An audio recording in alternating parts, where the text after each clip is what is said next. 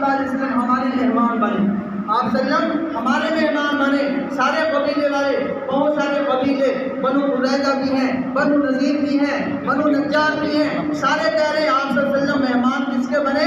ہمارے بنے۔ آپ صلی اللہ علیہ وسلم ہمارے یعنی کہ مدینے کی طرف چلیں۔ میرے دوستوں سارے کوشش کر رہے ہیں، وہ کہہ رہے ہیں یا رسول اللہ میرے گھر، یہ کہہ رہے ہیں یا رسول اللہ میرے گھر، وہ کہہ رہے ہیں یا رسول اللہ میرے گھر، یا رسول اللہ یہ میرا مکان ہے، یہ میرا گھر ہے، آپ کے لیے خالی ہے۔ آپ صلی اللہ علیہ وسلم نے ارشاد فرمایا نہیں، میں اللہ کی مرضی کے بغیر کہیں نہیں رہ سکتا۔ آپ صلی اللہ علیہ وسلم نے ارشاد فرمایا یہ میری ناقہ، یہ میری اونٹنی جس کے اوپر میں سوار ہوں، یہ دیکھو میں نے اس کی مہار چھوڑ دی ہے، میں اس کو نہ دائیں کھینچتا ہوں نہ بائیں کھینچتا ہوں، یہ اللہ کے حکم سے چلتی ہے، جہاں یہ بیٹھے گی وہاں میں رہوں گا، جہاں یہ بیٹھے گی وہیں میں رہوں گا۔ فرمایا آپ صلی اللہ علیہ وسلم کی اونٹنی جا رہی، آپ صلی اللہ علیہ وسلم کی اونٹنی بنو نجار اس قبیلے کی طرف چلی گئی۔ آپ صلی اللہ علیہ وسلم کا اندری دلی میدان بھی وہی تھا، وہی مقام تھا۔ اس کی بھی وجہ جب آپ صلی اللہ علیہ وسلم کی اونٹنی اس قبیلے کی طرف ہوئی، سارے قبیلے والے خوش ہو گئے کہ آپ صلی اللہ علیہ وسلم کی اونٹنی ہماری طرف ہے۔ آپ صلی اللہ علیہ وسلم نے فرمایا میری اونٹنی اللہ کے حکم سے چلتی ہے۔ تو سب سے پہلے آپ صلی اللہ علیہ وسلم کی اونٹنی فرمایا کہ دو یتیم بچوں کی جگہ تھی، خالی میدان پڑا تھا، ان کی زمین تھی، اونٹنی وہاں جا کے بیٹھ گئی۔ وہ دو بچے سہل اور سہیل، یہ دو انصاری صحابی تھے، بچے تھے، یتیم تھے۔ آپ صلی اللہ علیہ وسلم کی اونٹنی وہاں بیٹھی۔ آپ صلی اللہ علیہ وسلم نے اپنا سامان نہیں اتارا، آپ صلی اللہ علیہ وسلم کی اونٹنی تھے، لیکن آپ صلی اللہ علیہ وسلم کی اونٹنی یوں بیٹھ کے یوں دیکھتی ہے۔ آپ صلی اللہ علیہ وسلم کی اونٹنی پھر وہاں دیکھ کے پھر اٹھتی ہے، پھر آپ صلی اللہ علیہ وسلم کی اونٹنی آگے چلتی ہے، آگے چل کر آپ صلی اللہ علیہ وسلم کی اونٹنی جا کے حضرت ابو ایوب انصاری رضی اللہ تعالیٰ عنہ کے دروازے کے قریب بیٹھ جاتی ہیں۔ وہاں جب بیٹھتی ہیں اونٹنی اپنی گردن بھی زمین پہ رکھ دیتی ہیں۔ آپ صلی اللہ علیہ وسلم نے ارشاد فرمایا اب میری اونٹنی کو یہیں بیٹھنے کا حکم ہے، یہ میرا آخری اسٹاپ ہے، یہیں میں رہوں گا۔ حضرت ابو ایوب انصاری خوش ہو گئے اور آپ صلی اللہ علیہ وسلم کا فوراً جلدی سے سامان اٹھایا، اپنے مکان میں لے گئے۔ آپ صلی اللہ علیہ وسلم ابو ایوب انصاری کے مکان میں رہنا پسند کیا۔ اس کی وجہ کیا تھی؟ فرمایا کہ 2000 سال پہلے آپ صلی اللہ علیہ وسلم کے دنیا میں آنے سے پہلے 2000 سال پہلے یمن کا ایک بادشاہ جس کا نام تبا تھا، اس کا ذکر یہ 26ویں پارے میں سورۃ قاف میں بھی ہے، وقوم تبا الفاظ قرآن مجید کا۔ تو یہ بادشاہ مدینے سے گزر رہا تھا، اس کے 4000 یہود کے عالم تھے، بڑے بڑے عالم، بنی اسرائیل کے بڑے بڑے عالم، یہ زبور کو پڑھنے والے زبور کے عالم تھے، 4000 عالم، اور بادشاہ طبا کے ساتھ جب مدینے سے گزر رہے تھے تو بادشاہ طبا یمن کا بادشاہ، تو وہاں کے علماء نے کہا، یہ بنی اسرائیل کے علماء نے کہا کہ اے بادشاہ اگر آپ ہمیں اجازت دو تو ہم اس زمین میں رہنا چاہتے ہیں، ہم اس زمین میں رہنا چاہتے ہیں، ہمارا دل چاہتا ہے کہ ہم یہاں رہیں۔ یہ نخلستان تھا، یعنی کھجور والا علاقہ تھا۔ تو اللہ کا بادشاہ نے پوچھا کہ وجہ کیا ہے؟ کہنے لگے وجہ یہ ہے کہ آخری نبی جو آئے گا ہم اپنی کتابوں میں پڑھتے ہیں تو وہ مکہ میں پیدا ہوگا، وہ ایک کھجوروں والے یعنی کہ علاقے میں ہجرت کرے گا، پھر وہیں رہے گا، اللہ اس کو اسلام کا غلبہ دے گا، دین کا غلبہ دے گا۔ تو بادشاہ ہماری چاہت یہ ہے کہ جیسے ہی وہ آئے اور اس شہر میں رہے گا، یہیں رہے گا، یہیں اس کی قبر مبارک بنے گی، ہم چاہتے ہیں کہ جب وہ آئے ہم سب سے پہلے اس کے ہاتھ پہ اسلام قبول کریں، یہ وجہ ہے۔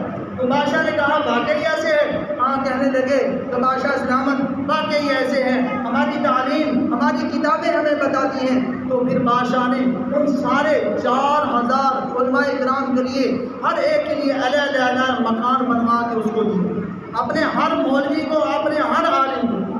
آپ آج کی کر مولوی نہ مولوی سارے خلاف گل نہیں کرنی، سود کی گل نہیں کرنی، بھنوں کی چلے کی گل نہیں کرنی، ورنہ دیکھی شام تو پہلے تیرا پھر جس طرح بچوں سے باہر ہوئے ایسا ہی ہے نا۔